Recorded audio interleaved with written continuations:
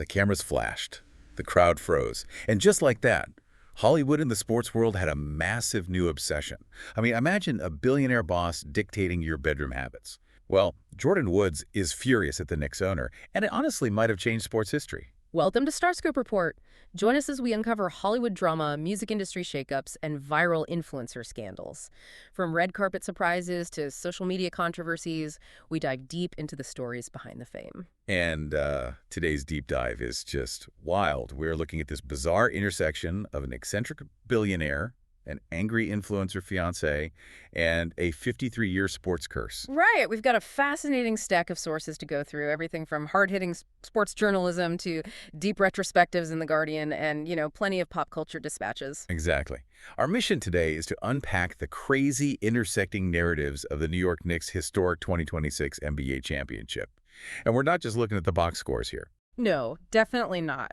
We're looking at the human element, how an owner went from universal villain to a champion, and how Karl-Anthony Towns and his fiancée, Jordyn Woods, ended up right at the center of the most bizarre playoff run in modern history. Which, to appreciate the weight of this, you really have to understand the historical context. Yeah. I mean, the Knicks just defeated the San Antonio Spurs 4-1. Yeah, bringing the Larry O'Brien Trophy back to Madison Square Garden for the first time since 1973. It's a seismic event for New York City. Oh, for sure.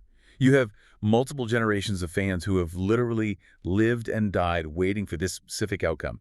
53 years of absolute heartbreak just wiped away. Wiped away completely. Yet, the biggest headline isn't the basketball. It's not the pick-and-roll offense or the defensive schemes. Right, it's the off-court drama. Yeah. And the timeline for this really kicks off on April 3rd, just before the playoffs begin. James Dolan, the notoriously hands-on owner of the Knicks, decides to address his team. Yeah, and we actually only know the details of this meeting because it was later leaked by Knicks players Jalen Brunson and Josh Hart. On the Roommate Show podcast, right? Exactly. Dolan stood in front of his roster and formally asked them to give up sex for 10 weeks. Wait, a billionaire owner is basically trying to micromanage his players' bedrooms. I mean, if my boss told me that, I'd probably quit on the spot. Did anyone in the sports world actually take this seriously? Well, he approached it with absolute deadpan seriousness. He told the players it was necessary to get the edge, and he used this, grand historical analogy. He compared the current Knicks roster to ancient Spartans. Oh, wow. Spartans. Yeah.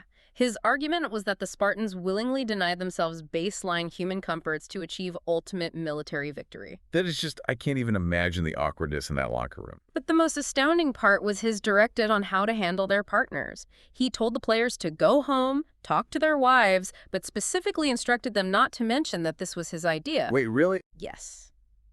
He wanted the players to internalize it and frame it to their partners as their own personal, necessary sacrifice for the championship. The audacity to tell professional athletes to basically gaslight their partners is wild.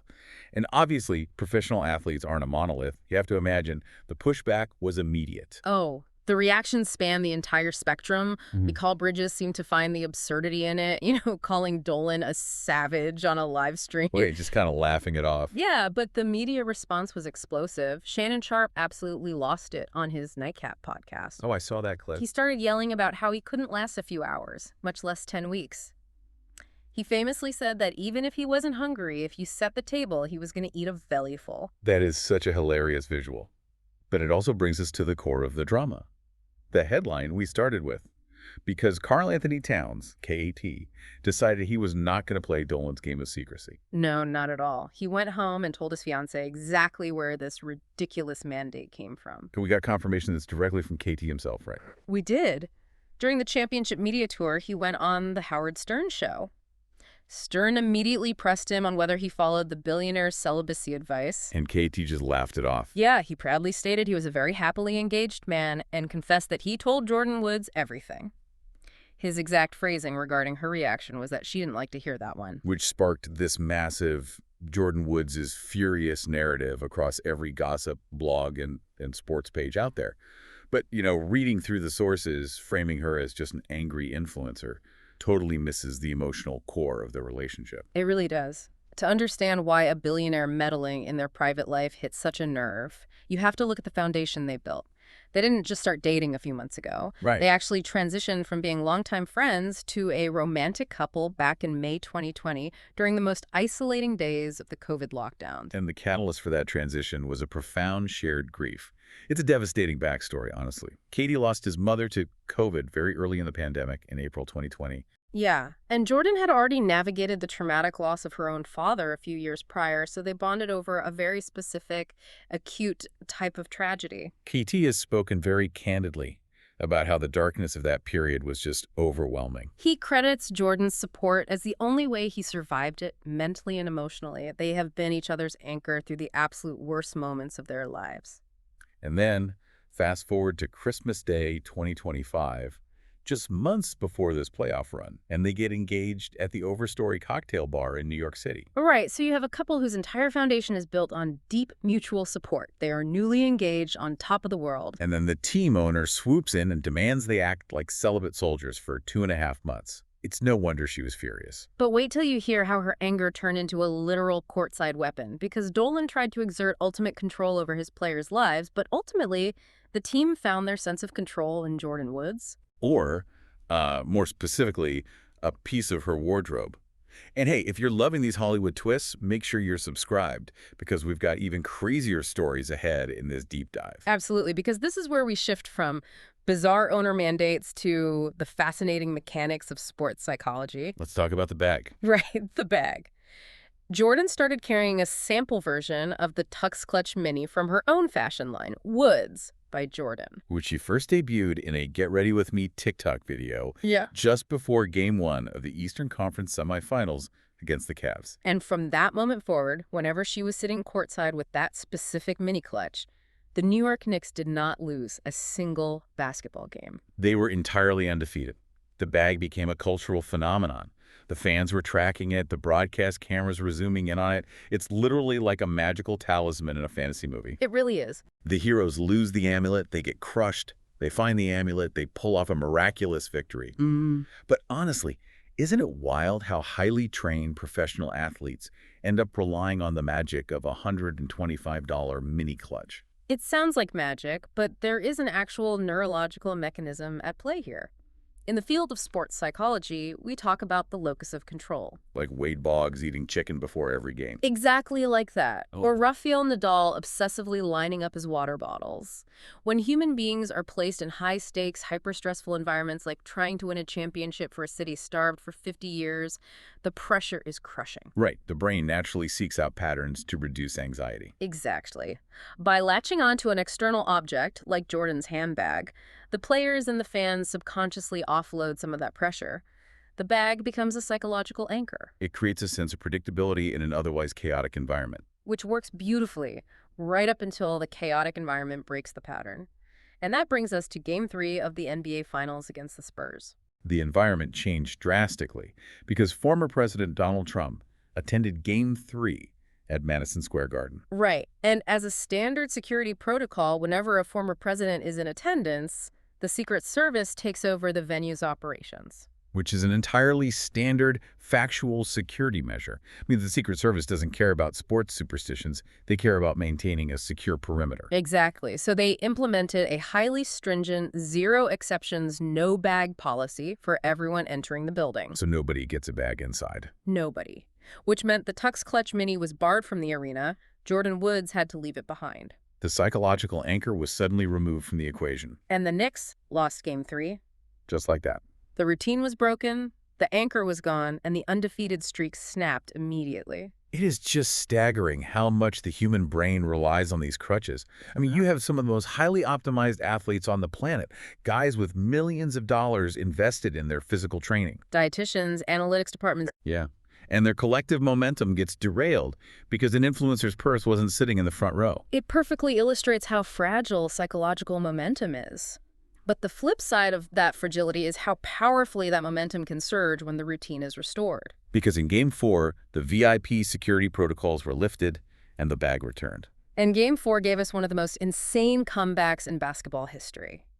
With the clutch back in the building, the Knicks found themselves in a massive hole, trailing the Spurs by 29 points. Statistically, in the NBA Finals, A 29-point deficit is a death sentence. It is. But the team didn't collapse. They chipped away, erased the entire deficit, and won the game 107-106. Winning by a single point to go up 3-1 in the series. It completely broke the spirit of the San Antonio Spurs. And from a business perspective, the fallout was instantaneous. The financial impact for Jordyn Woods was staggering. That $125 bag sold out globally in minutes. Oh, I bet. The brand's inventory was entirely wiped out, and it's now sitting on backorder until September.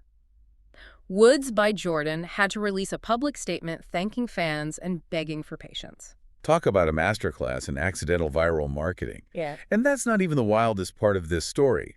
Later in the episode, we'll talk about the shocking twist regarding the mastermind behind this whole franchise turnaround. Or maybe the lack of a mastermind, because we have the players finding their control through a lucky courtside handbag. But if we're looking at the overarching theme of control, we have to look at the man at the very top. James Dolan. Yes, James Dolan spent 20 years destroying this franchise because he could not let go of control. His redemption is honestly the most shocking part of this entire deep dive. So the secret to Dolan turning around the worst franchise in sports was basically hiring a guy whose main qualification was watching the Knicks fail up close. Well, to fully grasp how monumental his redemption is, we need to look at the sheer scale of the disaster he authored first. He inherited the team in 1999. From that point until 2020, the Knicks compiled a record of 693 wins and 997 losses. Over a two-decade span, in the biggest media market in the world, with virtually unlimited financial resources, they were the absolute worst franchise in the NBA. The sources, particularly the retrospective in The Guardian, paint a picture of a front office that was just hemorrhaging money. I mean, the 2006 season is brought up as the ultimate low point. The 2006 season is the perfect case study of organizational incompetence. The Knicks finished with a miserable 23-59 record, but the kicker was their payroll. Oh, the luxury tax stuff. Yeah, they spent $124 million on that roster. Now, for listeners who might not be deep into NBA salary mechanics, the league uses a salary cap and a luxury tax to promote parity. If you spend over a certain limit, the league penalizes you financially. And it isn't just a flat fee, right? It's an exponential penalty. Exactly. It gets aggressively more expensive the further over the cap you go. Dolan's payroll was $74.5 million over the salary cap and $62.3 million over the luxury tax threshold. He was essentially paying a massive incompetence tax. He was paying a premium of tens of millions of dollars just to field the worst team in the conference. They fired Hall of Fame coach Larry Brown after a single season. And the year ended with that infamous, chaotic brawl with the Denver Nuggets on the floor of the Garden. But the bad draft picks and the overspending were really just symptoms of a much darker systemic rot. The culture itself was incredibly toxic, especially during the Isaiah Thomas era. Yeah, that was the darkest cloud over Dolan's tenure. Isaiah Thomas served as president of basketball operations, general manager, and head coach, failing spectacularly at all three. But the true crisis was off the court. Right, the lawsuit. Anucha Brown Sanders, a former Knicks executive, filed a landmark harassment and retaliation lawsuit against Madison Square Garden and Isaiah Thomas. It exposed a deeply abusive workplace, Which completely ripped the lid off the organization.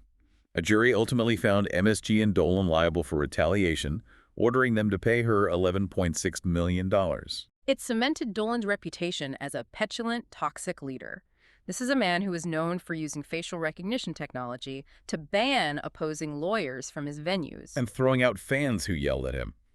The culture was just built on paranoia, leaks to the press, and total micromanagement. Which brings us to the ultimate question. How does a paranoid micromanager sitting on top of a toxic, losing culture suddenly build a championship team? The sources point to the year 2020 as the pivot, when Dolan hired Leon Rose to run the basketball operations. Why did this specific hire work when famous names like Phil Jackson failed? Because hiring Leon Rose was an incredibly unorthodox move.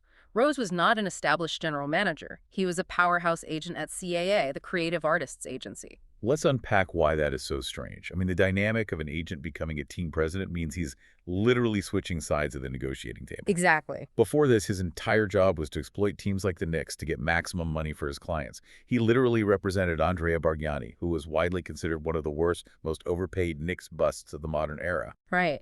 But Rose succeeded because he possessed a specific kind of leverage and self-awareness. Because he was an agent, he had been in the room with Dolan for years. He knew exactly where the bodies were buried. Ah, that makes sense. He intimately understood how Dolan operated, how he panicked, and how he meddled.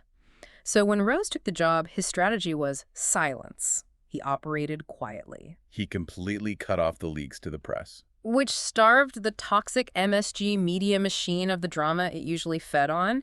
He essentially built an information vacuum. He didn't make the desperate, splashy trades that Dolan historically demanded just to win the back page of the tabloids. He just slowly acquired complementary pieces. Right, he brought in Jalen Brunson and elevated him into an MVP candidate. He orchestrated the trade, sending Julius Randle away to bring in Karl-Anthony Towns. But the underlying mechanism that allowed Rose's quiet competence to actually work was a massive distraction, wasn't it? It was. For 20 years, Dolan micromanaged the Knicks because they were his primary focus. To fix the Knicks, Dolan needed a new toy. Enter the Las Vegas sphere. Precisely. Building the Sphere was a colossal, multi-billion-dollar undertaking. It required managing groundbreaking real estate development, entirely new audiovisual technology, and high-profile entertainment residencies. The sphere physically and mentally occupied James Dolan. It absorbed all of his micromanagement tendencies and his creative ego. By obsessing over the LED screens in Nevada, he physically removed himself from the draft rooms and the free agency meetings in New York. He finally got out of his own way. It is a stunning arc. You have an owner who spent 20 years suffocating his team with control, who only wins the ultimate prize when he finally steps away. It is a profound irony. The championship was secured not by Dolan's brilliance, but by his absence.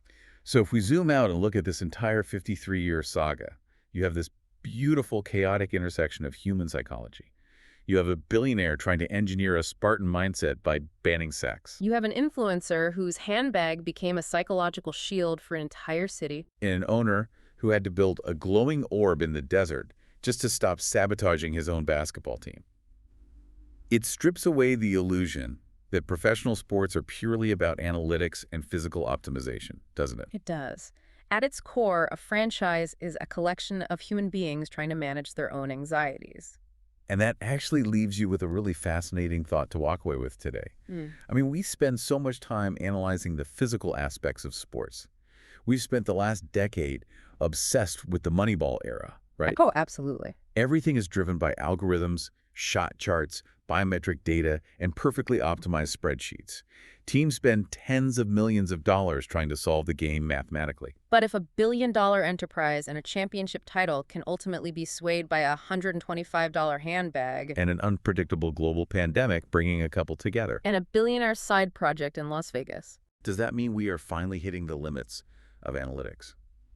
It makes you wonder how much of winning at the highest level of any industry is actually just about managing the narratives in your own head. Yeah. I mean, is all the data in the world ultimately powerless against this sheer chaotic force of human nature? That is the variable you can never truly model in a spreadsheet. And that is what makes it so incredibly fun to watch.